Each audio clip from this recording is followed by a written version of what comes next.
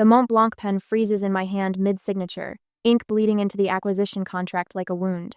Through my office phone, Nadine from Velvet Knot Weddings clears her throat with the hesitation of someone delivering terminal news.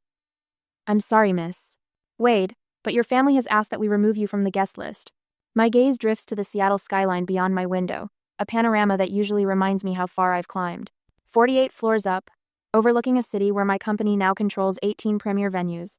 Below, the dotted lights of traffic flow like blood through veins, people moving forward while I sit suspended in disbelief. There must be some misunderstanding. I say, my voice steadier than the trembling that starts in my fingertips. I contributed $60,000 to my sister's wedding. Yes, well, Nadine pauses. I was told those funds were considered a gift with no expectations attached. The contract before me, a $7 million hotel acquisition that would expand Wade Collective into our fifth state, suddenly seems trivial compared to this betrayal, arriving on what should be my moment of professional triumph. The money has already been allocated to vendors, Nadine continues, her voice tightening. Your parents were quite clear this was discussed with you. The pen creates another dark blot on the paper as my hand tightens. 6 months earlier, I had quietly transferred the funds after overhearing Celeste fretting about costs during Sunday dinner. We might need to scale back, she'd whispered to our mother in the kitchen.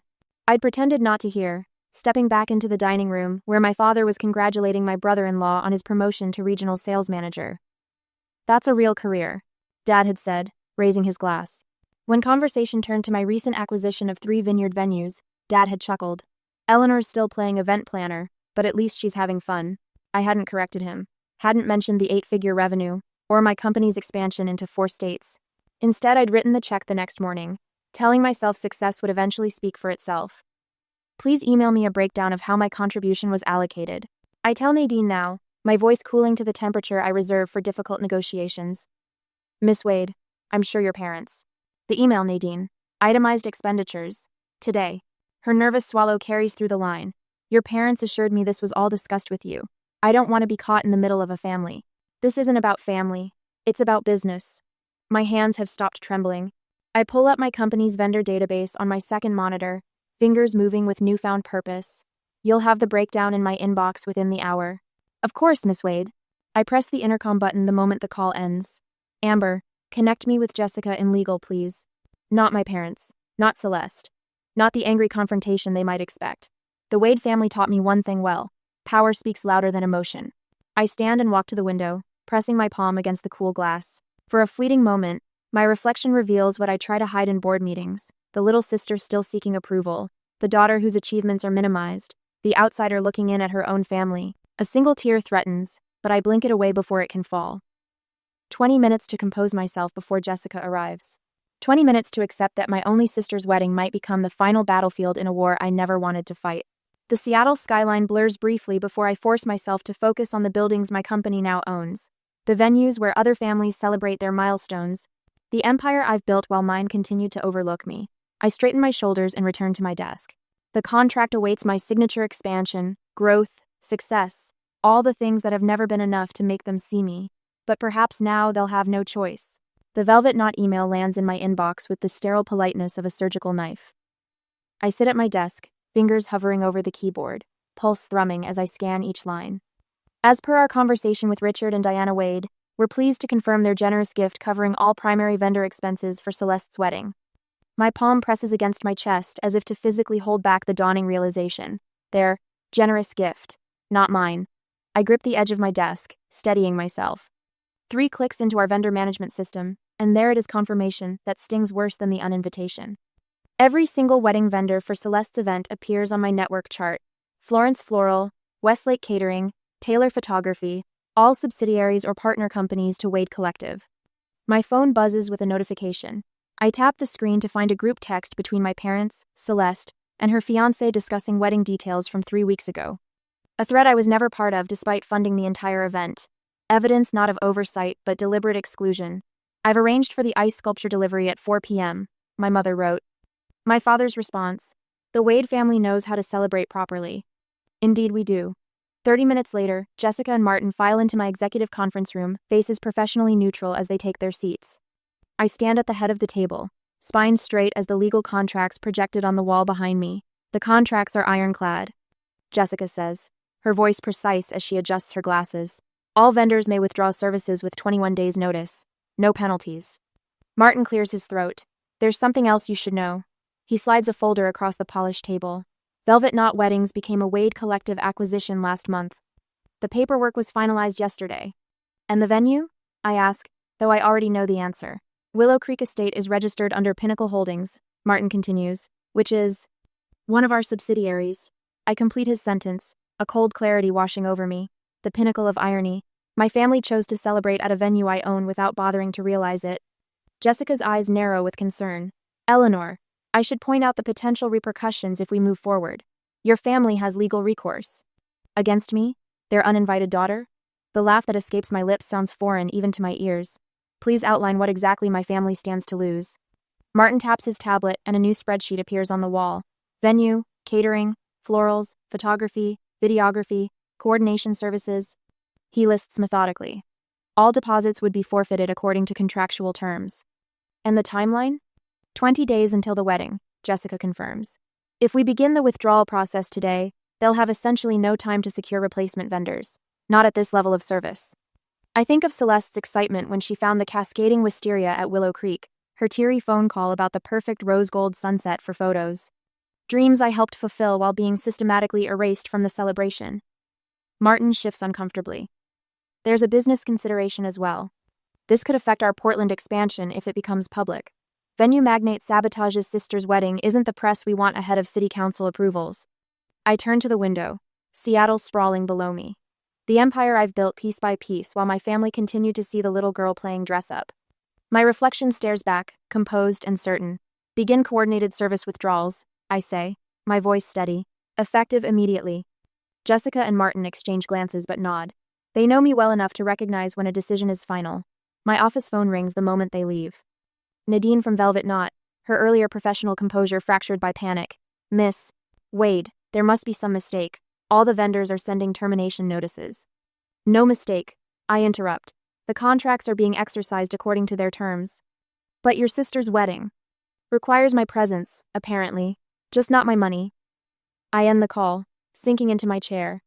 As vendors begin sending cancellation notices to my family, I wonder if business success was truly worth the price of family connection. Should I stand firm on principle and let them face the consequences of their actions, or find a way to salvage both the wedding and my dignity? What would you do when those who should value you most continually fail to see your worth? The answer waits in the gathering storm of my family's impending realization. They've never truly seen me. Perhaps now they'll have no choice. The next morning at the office, my phone vibrates against my desk for the 7th time in 2 hours. Dad's name flashes on the screen again, his 5th call since breakfast. I let it ring until voicemail claims it, then press the speaker button to hear his message. Eleanor, this has gone far enough. His voice quivers with barely contained rage. If these vendors don't reinstate their services by noon tomorrow, I'm contacting my attorney. You might think you're being clever, but this is criminal interference with contracts. I almost laugh at the irony he'd be suing his own daughter's company. The sound dies in my throat as another call comes through. Mom this time. Sweetheart? She begins, her voice honeyed with false concern. How could you ruin your sister's special day? What kind of person does that to family? We raised you better than this. I end the message midway through her guilt trip and stare at the Seattle skyline. The morning fog has lifted, revealing a clarity I wish I felt inside. My assistant, Amber, appears in the doorway with a stack of pink message slips. 3 calls from the Hendersons, they're friends of your parents? And Mr. Blackwell from the Downtown Business Association wants to know if there's any truth to the rumors about vendor troubles with the Wade wedding. They've been busy, I murmur, accepting the messages. There's more. Amber hands me the Morning Society page from the Seattle Times, folded to highlight a small item.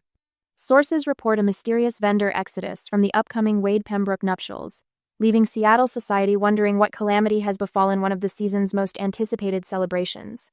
I set the paper down carefully, as if it might burn my fingertips. I rescheduled your investor meeting for next week. Amber adds, Jessica thought you might need the time to handle this situation. Thank you. Alone again, I cancel 2 more meetings, knowing I can't focus when my phone keeps lighting up with accusations. The morning dissolves into damage control, fielding calls from business associates who've received frantic messages from my parents painting me as vindictive and unstable.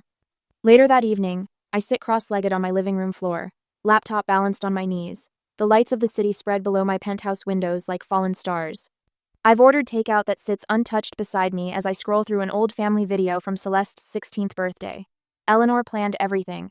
Mom says to Aunt Judith in the video, her arm around Celeste, she's always been good at little parties. Little parties. The same year, I coordinated a charity gala for 800 people that raised over $2 million. I paused the video and opened my email. There, in black and white, 3 years of correspondence with extended family where my parents have systematically minimized my career. Eleanor's venue business is doing well. Dad wrote to Uncle Robert last Christmas, never mentioning that well meant expanding into a 4th state with revenue approaching 9 figures. My phone pings with a notification. Celeste has posted on Instagram a moody black and white photo of her engagement ring with the caption, "Sometimes the people who should love you the most are the ones who hurt you deepest. Grateful for those who stand by me while selfish people destroy others' happiness for personal gain." The comments are filled with heart emojis and supportive messages asking what happened. She doesn't name me but doesn't need to. I open a new document and begin typing. Every email, every text, every conversation where I was dismissed or diminished, every dollar spent on Celeste's wedding, every vendor contract, every thread of evidence forms a timeline of a pattern I've allowed for too long. The next morning, Amber walks into my office carrying a brown paper bag that releases the aroma of cinnamon and butter when she sets it on my desk. "Your favorite from Meredith's Bakery," she says, pulling out a warm morning bun. "You look like you haven't slept." "I haven't," I admit, accepting the offering with grateful hands. Amber leans against my desk, her expression softening. For what it's worth, I'd have uninvited them from my wedding years ago. The unexpected comment catches me mid-bite, and I nearly choke on a laugh, the first genuine one in days. Amber joins in, and for a brief moment, the weight lifts from my shoulders. The lightness disappears 30 minutes later when my father's voice booms from the reception area. My family has arrived unannounced, their voices carrying down the hallway as Amber tries unsuccessfully to enforce my closed-door policy. She can't hide from us forever. Dad declares, his footsteps growing louder. My office door swings open. Dad strides in first, followed by Mom and a stony-faced Celeste. Through the floor-to-ceiling windows behind me, the afternoon sun illuminates the tableau of family dysfunction. "What do you think you're doing?" Dad demands, his face flushed with indignation. I lean back in my chair, hands folded calmly on my desk. "Exactly what you taught me, protecting my investments." Mom steps forward, her hand fluttering dismissively. "It's just a silly wedding invitation, Eleanor. Why make such a fuss? We thought you'd be too busy with your project. To attend anyway." Project. I savor the word before reaching for my phone. "Let me show you my project." I pull up the group text they created for wedding planning, the one I was never included in, and project it onto the wall screen. Message after message appears. Discussions of seating arrangements, floral designs, menu selections. Mom sharing the credit card receipt for the venue deposit. "Just put it on our card, we can use Eleanor's money but say it's from all of us." Dad's message. "She'll never know the difference. She's too wrapped up in her little business ventures."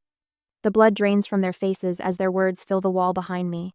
"Did you think I wouldn't find out?" I ask quietly. "Or did you just not care?" Celeste sinks into a chair, staring at the messages as if seeing them for the first time. Mom opens her mouth, closes it, then tries again.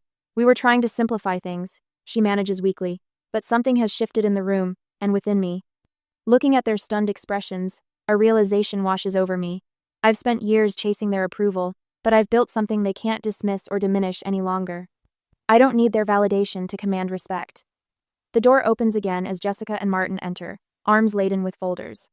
Jessica, ever the professional, nods to my family before setting a slim portfolio on my desk. "The solution you requested," she says, opening it to reveal a detailed proposal. Martin steps forward with a tablet displaying photographs of the Laurel House, one of my smaller estates. Everything can be ready within the original time frame. We've confirmed availability with all replacement vendors. Dad watches this exchange, his expression morphing from anger to confusion. "You have a team," he says, as if noticing for the first time that I've built more than just a hobby. "A remarkable one," I agree, standing taller now. "They've prepared an alternative that salvages the wedding while protecting my dignity, something you never bothered to consider." My executive team presents the solution with precision and confidence, offering what my family has only taken, solutions instead of demands, respect instead of dismissal. In their presence, I feel my voice strengthen, my spine straighten.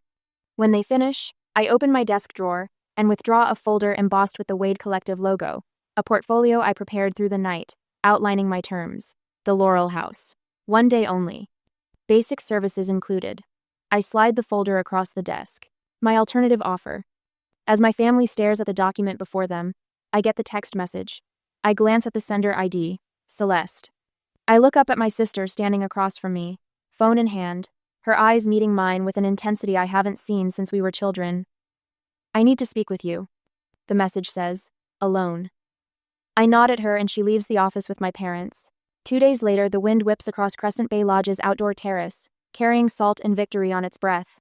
I've chosen this cliffside venue deliberately, my crown jewel property, with its panoramic ocean views and understated luxury that commands 7 figures annually. The perfect backdrop for precision warfare. Celeste arrives 15 minutes early, her sedan pulling into the circular drive where Martin waits to escort her. Through the floor-to-ceiling windows, I watch my sister's expression shift from confusion to awe as she takes in the sweeping architecture, the way the building seems to emerge organically from the cliffside like it grew there rather than being constructed. Eleanor. Celeste steps onto the terrace, silk scarf fluttering around her throat. Her eyes widen, taking in the infinity pool that appears to spill directly into the Pacific. This is... yours? Welcome to Crescent Bay. I gesture to the leather portfolio on the glass table. Please sit, too. The ocean crashes rhythmically below us, providing a soundtrack to what must be done. I open the portfolio without preamble, presenting the first document. This is the confirmation from Velvet Knot removing me from your guest list. I slide it across the table, followed by a bank statement. This shows my $60,000 contribution, which, according to Nadine, was represented as a gift with no expectations. Celeste's fingers tremble slightly as she reviews each page. I continue methodically, laying out vendor contracts, cancellation notices, and the email thread with Nadine.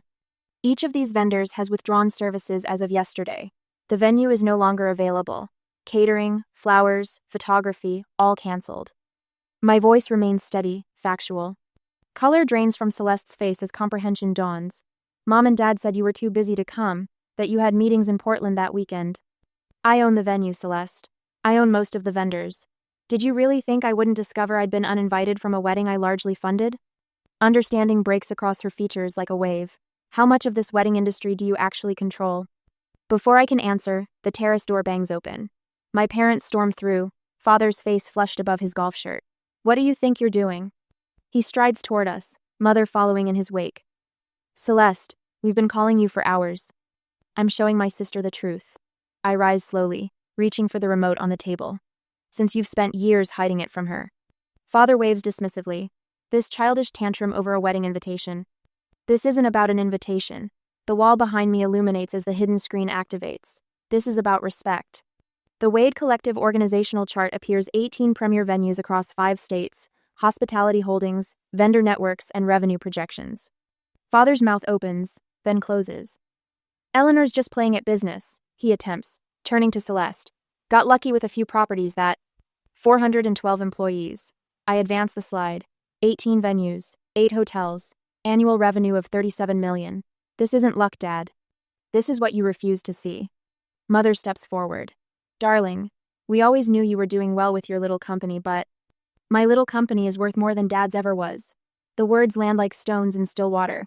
The invitation wasn't the insult. The insult was spending my money while pretending I didn't matter. Celeste stands suddenly. I need you both to leave. Celeste, mother begins. Now. My sister's voice carries an unfamiliar edge. I need to speak with Eleanor alone. The silence after they exit feels like the eye of a hurricane, temporary, charged with potential energy. Celeste turns to me, tears brightening her eyes. I didn't know any of it.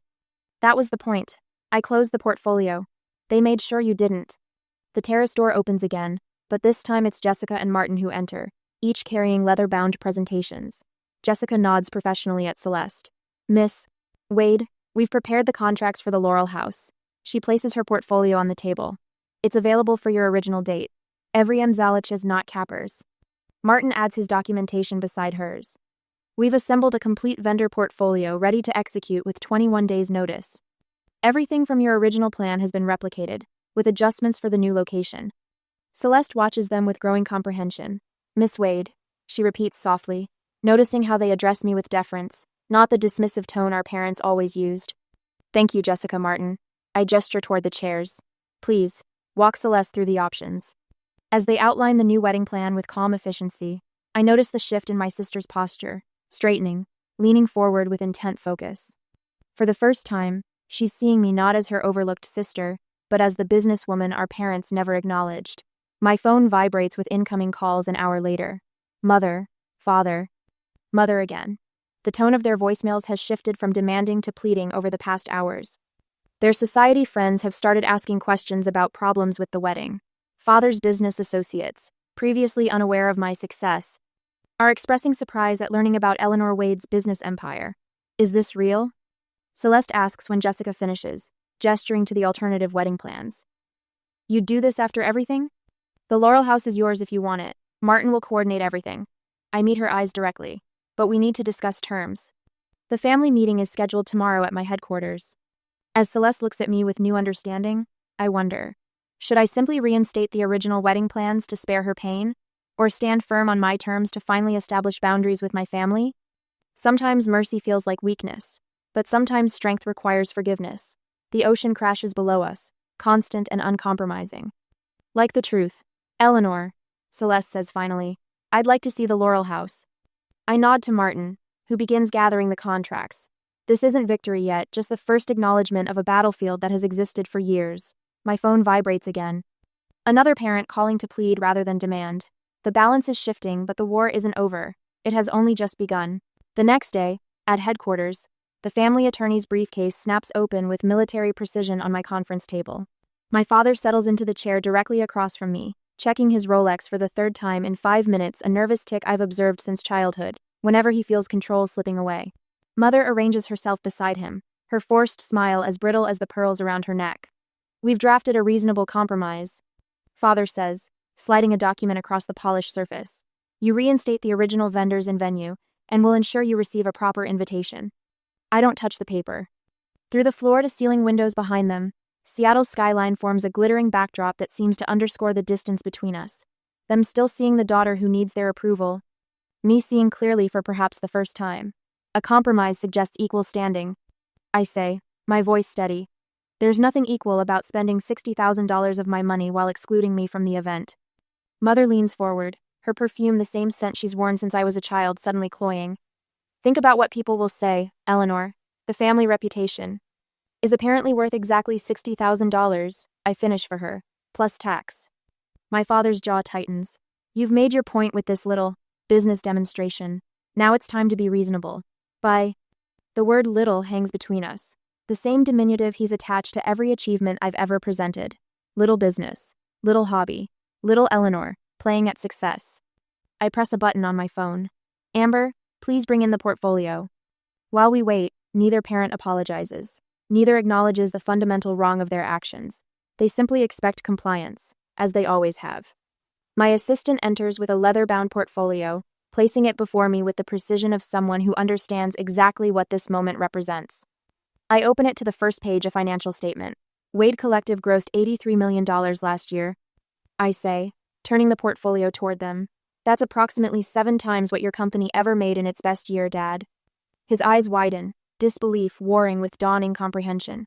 I flip to the next page, a Wall Street Journal profile. I deliberately minimized our family connection in every interview. Not because I was ashamed of you, but because I thought it might hurt your pride to be known as Eleanor Wade's parents rather than the other way around. Another page, property holdings. Another organizational chart. With each turn, their expressions shift from confusion to shock. I don't need your permission to be successful, I say quietly. I need your respect to be family. The conference room door opens. Celeste steps in, her eyes red-rimmed but resolute.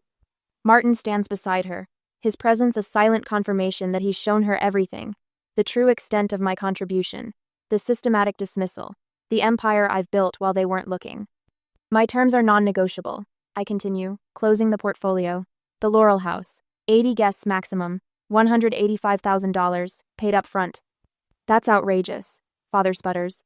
That's market rate. I correct him. Actually, it's a family discount. Celeste moves to stand beside me, not them. The shift is small but seismic. I'd like a tour, she says softly, of everything.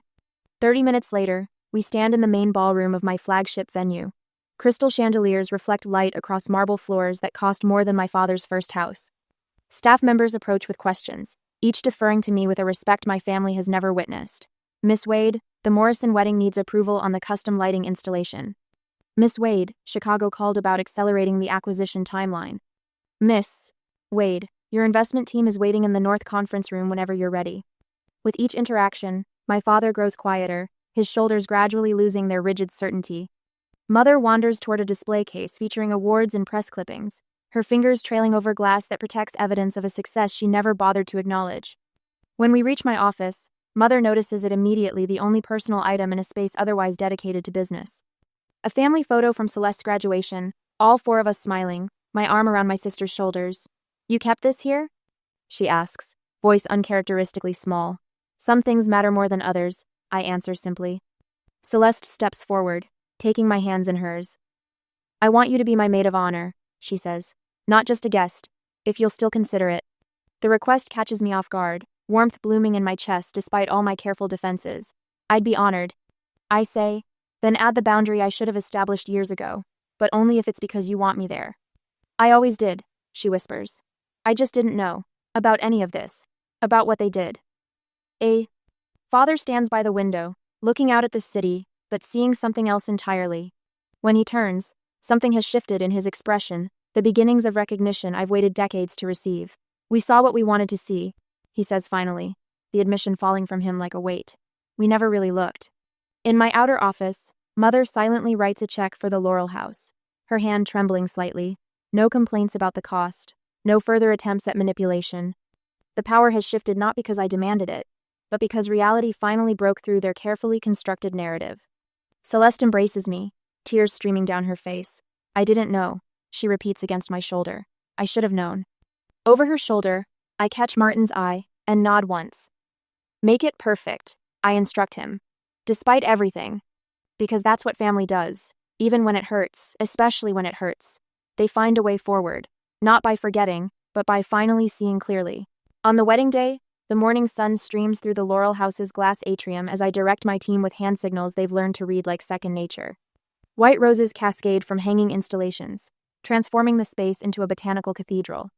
My venue, one of many in my portfolio, has never looked more immaculate. "Miss Wade, the champagne delivery is here," my events director says, tablet in hand. "Thank you, Colin. Have them use the service entrance and begin immediate chilling." My voice carries the quiet authority I've spent years cultivating. I catch sight of my parents entering the grand foyer, their posture different now, tentative, almost deferential. Dad nods at me from across the room instead of offering the dismissive pat on the shoulder I'd grown accustomed to at family gatherings. "Eleanor." Mom approaches, wearing an expression I rarely see directed at me, a mixture of pride tinged with regret. "Everything looks absolutely stunning, Mom." "Thank you. Let me introduce you to my executive team." I gesture toward the group of professionals who've stood beside me through everything. "This is Jessica, my chief legal counsel. Martin, operations director. Colin runs all our Pacific Northwest venues." Mom's eyes widen slightly as each person greets her with the same respectful, "Mrs. Wade," and knowing looks that speak volumes about where their loyalties lie. Later, crystal flutes reflect prismatic light across white linen as I rise to deliver my toast. The same family members who once talked over me at Sunday dinners now lean forward, attentive. "To Celeste and James," I begin, my voice steady. "Family is complicated. Legacy even more so." I pause, meeting my father's gaze. "You don't build empires out of spite. You build them with vision, then decide who gets to share the view." Applause ripples through the room. Celeste stands, moving to embrace me, microphone still in hand. "Not just my sister," she says, voice thick with emotion, "but my inspiration." Her words hang in the air, vindication I'd stopped believing would ever come. After the toasts, Jessica and Martin find me on the terrace overlooking the Sound. The sunset paints the water copper and gold, a perfect backdrop for what feels like my own personal victory. "To flawless execution," Martin says, raising his glass, "and bulletproof contracts," Jessica adds with a wink. I touch my glass to theirs. "You two are more family to me than they've been in years." The admission comes easily now, without the sting it once carried. To boundaries that build bridges, not walls. Months later, Sunday dinner unfolds in my penthouse, floor-to-ceiling windows framing the Seattle skyline I conquered one building at a time. My father leans forward at the dining table I selected for its perfect dimensions. "What do you think about expanding into the Southwest?" he asks, his tone genuinely curious. "With your business model, Arizona could be untapped potential." From the living room, I hear my mother's voice. "My daughter, the CEO," she tells her friend, proudly displaying a magazine feature I'm certain she's memorized. My phone buzzes with a text from Celeste. "The wedding photos have gone viral. each venue tagged with my company's name. A second message follows. You didn't just fund this wedding, you held it together. I see that now. As I welcome my family into my home on my terms, I wonder if true reconciliation comes from forgiveness or from finally being seen for who you really are. Is it enough that they recognize my success now? What would you do in this situation? Let us know in the comments. If this story had you on the edge of your seat, smash that like button and subscribe for more jaw-dropping family drama, shocking betrayals, and the revenge stories you won't believe.